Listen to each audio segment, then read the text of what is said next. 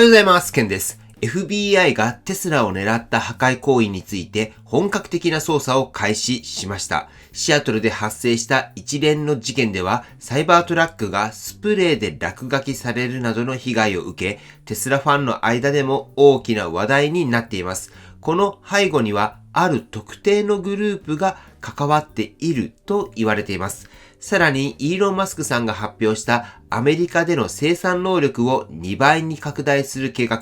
こちらですが、単なる生産拡大ではなく、もっと深い戦略があるのではないかと考えられます。そして、キア・ノルウェーがイーロン・マスクさんを揶揄する投稿を行い、炎上した問題や、アイルランドでのテスラの販売が好調な理由、サイバートラックの新機能、パワーシェアの最新情報についても解説していきます。今回の動画では、テスラオーナーの方や投資家の方はもちろん EV 業界の動向に興味がある方にとっても見逃せない内容になっていると思いますので、ぜひ最後までご覧ください。では早速本題に入っていきましょう。まず最初ですけれども、最近アメリカシアトルでテスラを狙った破壊行為が相次いで発生しています。特にサイバートラックがスプレーで落書きされるなどの被害が報告されていて、テスラファンの間でも大きな問題となっています。そしてついに FBI がこの事件の捜査に乗り出しました。これらの破壊行為の背景には、テスラやイーロン・マスクさんに対する強い反感を持つグループが関与している可能性があると言われています。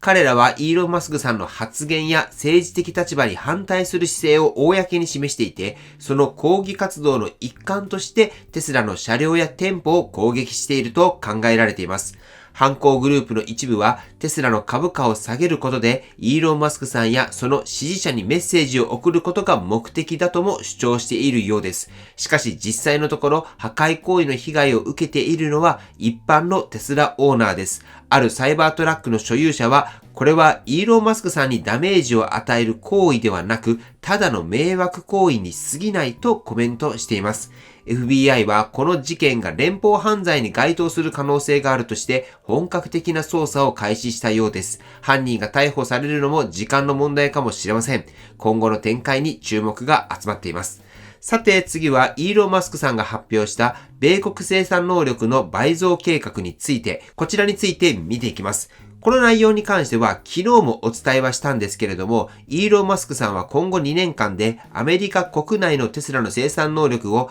2倍にする計画を発表しました。これは単なる成長戦略なのか、それとも政治的な要因や競争環境の変化が関係しているのでしょうか。1日経っていくつか記事が出ていて書かれていましたが、昨日の内容でおおよそ合ってはいそうですが、再度まとめます。まず考えられるのは、米国市場の重要性を再認識したという点です。テスラはこれまでグローバルに事業を展開してきましたが、アメリカ国内の EV 市場は依然として世界最大級です。特に政府の支援やインフラの拡充が進めば、今後さらに成長する可能性があります。そのため国内生産を強化することで、将来的な需要増に対応していると考えられます。もう一つの要因としては政治的な影響も考えられます。テスラはこれまで政府の EV 政策や補助金の対象から外れることがありました。しかしトランプ大統領がアメリカ製造業の復活を掲げていることから、テスラが国内生産を強化することで政府からの支援を受けやすくなる可能性があります。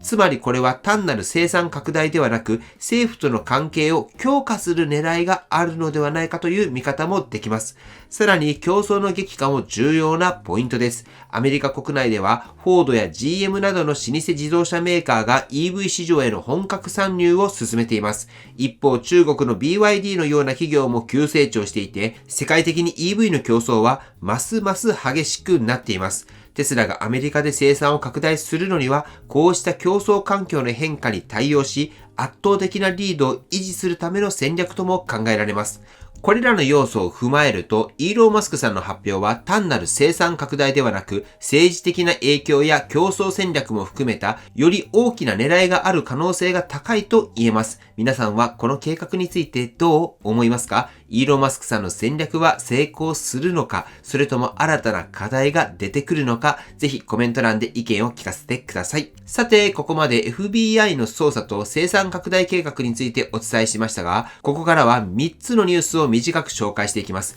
キアノルウェイの炎上問題、アイルランドでのテスラの販売動向、そしてサイバートラックの新機能パワーシェアについて見ていきましょう。まず、キアノルウェイの炎上問題についてです。キアノルウェイがインスタグラムに投稿した内容が大きな批判を受けることになりました。投稿にはイーロンが狂った後にこれを買ったというステッカーが貼られたキア EV3 の画像が掲載されていました。この投稿は明らかにイーロン・マスクさんを揶揄する内容として受け取られ、テスラの支持者から強い反発を招きました。キアノルウェイ側はユーモアのつもりだったと解釈しつつも、混乱を避けるために投稿を削除。しかし一部のユーザーはブランドイメージに悪影響を与えたと批判していて、企業の SNS 戦略の難しさを改めて浮き彫りにしています。次にアイルランドでのテスラの販売動向についてです。ヨーロッパ全体でテスラの販売台数が落ち込んでいる中、アイルランドでは逆に販売台数が増加しています。特にモデル3ハイランドの販売が好調で、多くの新規オーナーがテスラを選んでいます。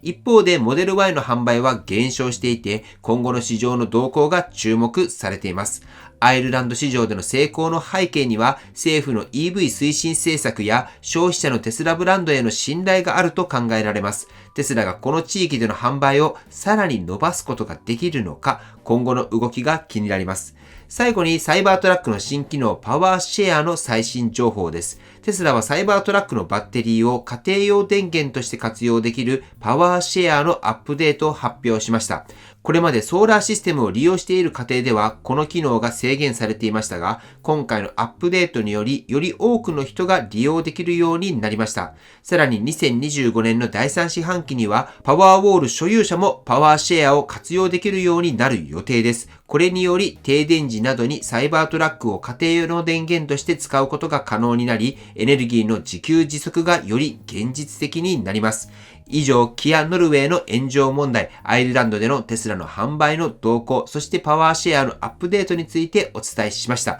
では、最後にまとめていきたいと思います。今日の内容ですけれども、まず FBI がテスラを狙った破壊行為の捜査を開始した件について、シアトルで発生したサイバートラックへの落書き事件など、イーロン・マスクさんへの反発を背景とした行動が問題視されています。FBI が動いたことで今後の展開が注目されます。次にイーロン・マスクさんが発表したアメリカ国内の生産能力を2倍にする計画。この動きには政治的な影響や競争戦略が関係している可能性があり、テスラの今後の成長にどんな影響を与えるのかがポイントになります。さらにキアノルウェイのクレイジーイーロン投稿問題、アイルランドでのテスラ販売の好調ぶり、そしてサイバートラックのパワーシェア機能のアップデートについてお伝えしました。今回の内容について皆さんの意見をぜひコメントで聞かせてください。FBI の捜査について今回の事件は単なる抗議活動なのか、それとも犯罪行為として厳しく取り締まるべきなのか、イーロン・マスクさんの生産倍増計画はテスラの未来にどんな影響を与えると思いますか？僕はこれはサイバーキャブの生産が入ってくるから結果として2倍になってくるんじゃないかなと思っていますけれども、皆さんどう思うでしょうか？そしてキアノルウェイの炎上問題について企業の SNS 戦略として適切だったどうかどう思うでしょうか？ぜひコメントで教えていただければと思います。はい。では最後にテスラの株価をチェックしていきましょう。本日は下げておりまして240ドルを割って今現在238ドルとなっております。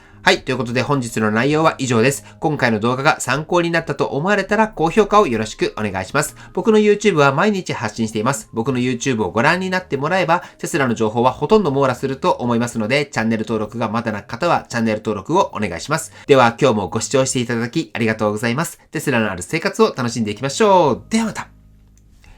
追伸です。今日なんですけれども、朝の6時からズームをつないで環境関連の勉強会で株式会社ナノトップの社長をお招きしてナノトップの勉強会を行います。こちらは一応動画を撮りまして今後の勉強にも使っていこうと思います。僕自身自分でできることはできる範囲で取り組んでいこうと思っています。テスラに乗り始めて環境に関することも考えるようになりました。自分ができることは確かに小さいかもしれませんが、できる範囲で環境にいいことはやっていこうと思います。います。また、そういった情報をオープンチャットでも情報交換していますので、環境関連の情報を交換してみたいと思われる方、自分ができる範囲で環境のことに関して取り組んでいきたいと思われる方は LINE の方からお問い合わせをください。一緒にいろいろと情報交換して環境のためにできることはね、やっていこうかなと思っています。はい、ということで本日も最後までご視聴していただきありがとうございます。素敵な一日をお過ごしください。ではまた。